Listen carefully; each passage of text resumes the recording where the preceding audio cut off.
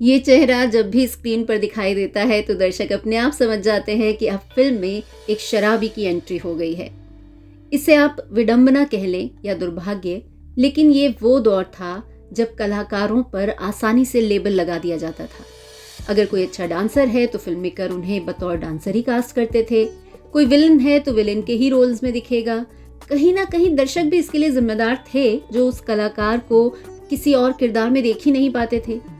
यही ट्रेजेडी रही केशव मुखर्जी के साथ, जिन्होंने ज्यादातर फिल्मों में शराबी की भूमिका निभाई, मगर उस भूमिका को जानदार बनाने के लिए उन्होंने कभी असल में शराब का सहारा नहीं लिया। वो उनकी शराबी की नेचुरल एक्टिंग थी, जॉनी वॉकर की तरह। जॉनी वॉकर इसलिए भाग्यशाली रहे कि उन्हें गुरुदत्त जैसे कई फिल्म मेकर्स का साथ मिला, जिन्होंने उन्हें हास्य के ही अलग अलग शेड्स दिए और उनकी प्रतिभा का सही इस्तेमाल किया। केशव मुखर्जी को भी बिमल रॉय, बासु चैटर्जी, ऋषिकेश मुखर्जी जैसे कुछ फिल्म मेकर्स का साथ तो मिला, मगर वो भूमिकाएं इतनी छोटी थीं कि उनकी शराबी की इमेज हमेशा उन किरदारों पर हावी रही। आज मैं शराब नहीं पी, 7 अगस्त 1925 को कोलकाता में जन्मे केशव मुखर्जी को बचपन से ही अभिनय का शौक था। बड़े होते होते नुक्कड़ नाटकों में भाग लेने लगे, जहां ढेरों तारीफें भी मिली। फिर बांग्ला फिल्मों में भी काम मिल गया। शुरुआत हुई ऋत्विक घटक जैसे फिल्म मेकर की पहली फिल्म नागरिक से। ये फिल्म बनी तो थी 1952 में, पर रिलीज हुई ऋत्विक घटक की मौत के कई सालों बाद अगस्त 1977 में। नागरिक के अलावा केशव मुखर्जी ने बारी ठेके पलिए, अजांत्रिक, जुक्ति तक्को और गप्पू जैसी कई बांग्ला फिल्मों में काम किया। इसी बीच केशव मुखर्जी मुंबई चले आए, हीरो बनने, फिल्मों में अपनी पहचान बनाने, जो बनी भी, मगर एक ऑन स्क्रीन शराबी के रूप में। जब जिंदगी हर रास्ता बंद कर देती है तो हम उस रास्ते पर नजर डालते हैं जो खुला हो। फिर इस बात से कोई फर्क नहीं पड़ता कि वो रास्ता कहाँ ले जा रहा है। मुंबई में संघर्ष करने के दौरान केशव मुखर्जी कई फिल्म मेकर्स से मिले थे, मगर कहीं भी काम नहीं बना। इसी दौरान उनकी मुलाकात हुई बिमल रॉय से, जो उस समय मुसाफिर फिल्म बना रहे थे। केशव मुखर्जी ने उनसे फिल्म में काम मांगा तो बिमल रॉय ने बाद में आने को कहा, मगर तब तक केशव मुखर्जी थक चुके थे। न रहने का कोई ढंग का ठिकाना था, न ही खाने पीने का। उस समय वो जिस रेलवे क्वार्टर के एक गंदे से कमरे में सोते थे, वहां आसपास चूहे दौड़ लगाते थे। एक कुत्ता उनके पास सोता था। बहुत परेशान थे वो उस समय और उस जिंदगी से किसी भी तरह से निकलना चाहते थे। इसीलिए बिमल रॉय की बात सुनकर भी वो वहां अपनी जगह पर खड़े रहे। उन्हें वहीं खड़े देखकर बिमल रॉय को बहुत गुस्सा आ गया और उन्होंने भड़क कर कहा, फिलहाल एक कुत्ते की जरूरत है, क्या तुम भौंक सकते हो? केशव मुखर्जी को यह सुनकर बुरा तो जरूर लगा होगा, मगर इसी को मजबूरी कहते हैं कि उन्होंने तुरंत कुत्ते के भौंकने की आवाज निकालनी शुरू कर दी। पर फायदा ये हुआ कि उन्हें फिल्म में स्ट्रीट डांसर का रोल मिल गया।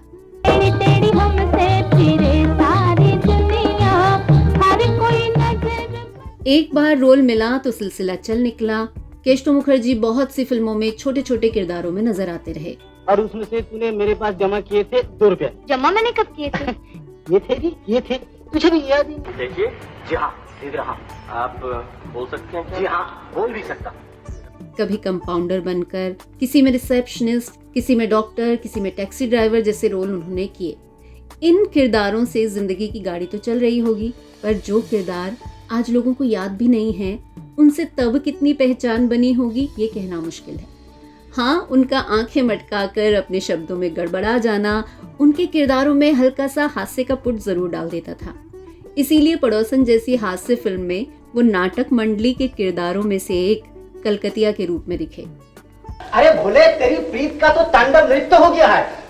फिल्मों में काम शुरू करने के करीब 18-19 साल बाद 1970 में एक फिल्म आई, माँ और ममता, जिसमें केशव मुखर्जी शराबी के रोल में दिखे। शराब मैं जरूर पीता हूँ, लेकिन किसी का खून नहीं पीता हूँ। और बस यहीं से फिल्मकारों ने उन्हें हिंदी फिल्मों का परमानेंट हार्मलेस शराबी बना दिया। इसके बाद वो लगभग हर फिल्म में शराबी या नशे में लड़खड़ाते व्यक्ति की भूमिका में दिखाई दिए। और आपको जानकर अचरज होगा कि इस किरदार की प्रेरणा बना था एक पापड़ वाला। दरअसल जहां केशव मुखर्जी रहते थे वहां एक पापड़ वाला आकर अलग अलग अंदाज से पापड़ बेचा करता था, जिसे केशव मुखर्जी रोजाना ऑब्जर्व करते थे। जब उन्हें असित सेन ने अपनी फिल्म माँ और ममता में शराबी की भूमिका ऑफर की तो उन्होंने उसी पापड़ वाले के अंदाज को अपनाया और उसी के तरीके से संवाद बोले, जो बाद में उनका सिग्नेचर स्टाइल बन गया। आ गए हो? अरे अभी शुरू, जाने दो। और इतना हिट रहा कि डिस्ट्रीब्यूटर्स फिल्म में उनके शराबी के रोल की डिमांड करने लगे और स्क्रिप्ट में उनके रोल के लिए जगह बनने लगी। मगर बेस्ट कॉमिक एक्टर का फिल्म फेयर अवार्ड उन्हें किसी शराबी की भूमिका के लिए नहीं मिला। ये अवार्ड उन्हें मिला ऋषिकेश मुखर्जी की फिल्म खूबसूरत के लिए, काफिया मिलाते हुए घर की बावर्ची का छोटा सा रोल। हल्दी चढ़ते चढ़ते अब तो एक पॉलिटिकल पार्टी का झंडा हो गया। कई और फिल्मों में भी वो छोटी मगर बेहतरीन हास्य भूमिकाओं में दिखे। इनमें परिचय, गोलमाल, शोले, बॉम्बे टू गोवा, साधु और शैतान जैसी फिल्मों के नाम लिए जा सकते हैं। मैंने बहुत तारीफ सुनी है तुम लोगों की, एक एक क्यों ना सीधा कर दिया तो कहना।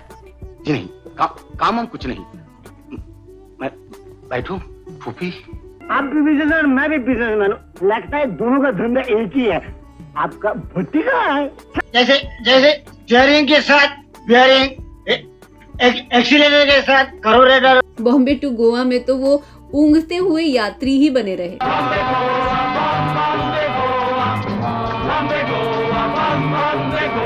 मगर ऐसे सभी किरदारों पर उनकी ऑन स्क्रीन शराबी की इमेज इस कदर हावी है कि आज जब तक दिमाग पर जोर डालकर याद ना करें या फिल्म ना देखें तब तक उनके ऐसे रोल याद ही नहीं आते। हाय हाय हाय रे, अरे इतना ज्ञान, ऐसा विद्या अभी तक क्यों छुपा कर रखा? बहुत से हास्य कलाकारों पर गाने फिल्माए गए हैं। जॉनी वॉकर के नाम पर तो फिल्म भी बनी है।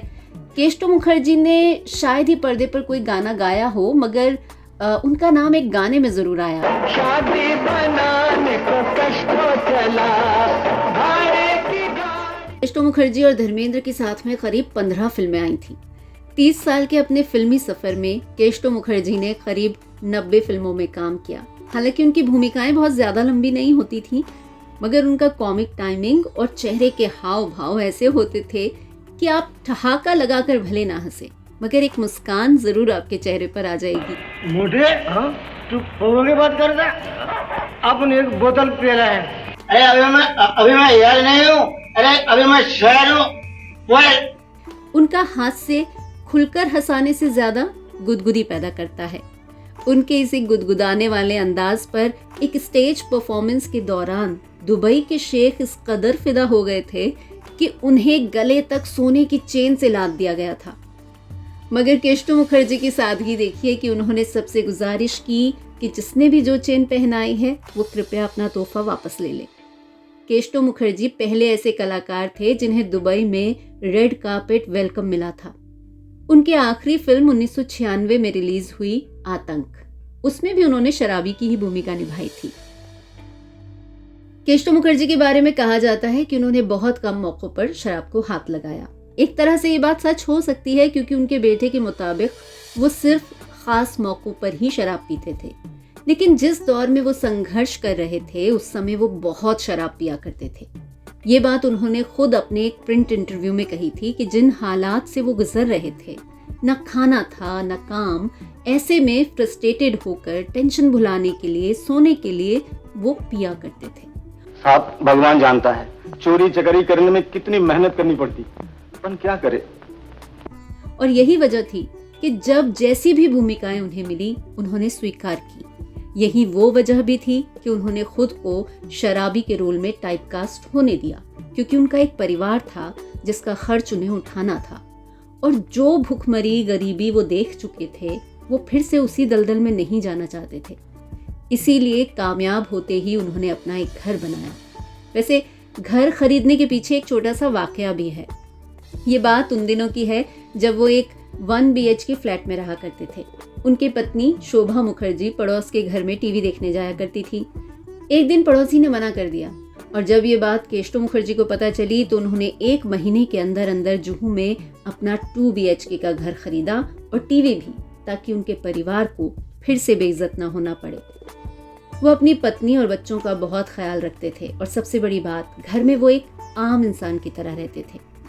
बच्चों के लिए एक प्यार करने वाला लेकिन सख्त पिता जो अपने बच्चों को होमवर्क भी कराता था, पत्नी की हर इच्छा का सम्मान करने वाला पति और एक साधारण इंसान जिसे कुकिंग का बहुत शौक था। उनके घर में फिल्मी माहौल था ही नहीं, ना ही वो कभी अपने बच्चों को सेट पर लेकर गए। जब कभी विदेश भी जाते थे तो जिस एक अटैची के साथ जाते थे उसी के साथ लौट आते थे। ये सभी बातें उनके बेटे और हास्य कलाकार बबलू मुखर्जी ने अपने एक इंटरव्यू में बताई थी। फरवरी 1982 में केष्टो मुखर्जी की कार को एक तेजी से आते ट्रक ने टक्कर मार दी थी। ये एक्सीडेंट बहुत ही भयानक था। इलाज कराया गया मगर ज्यादा खून बह जाने की वजह से 2 मार्च 1982 को उनकी मौत हो गई। इसे केष्टो मुखर्जी का सौभाग्य कहा जाए या विडंबना, जो भी हो, पर सच यही है कि जब भी ऑन स्क्रीन शराबी का जिक्र होगा तो केष्टो मुखर्जी का नाम और उनकी ये हंसी सबसे पहले जहन में उभरेगी।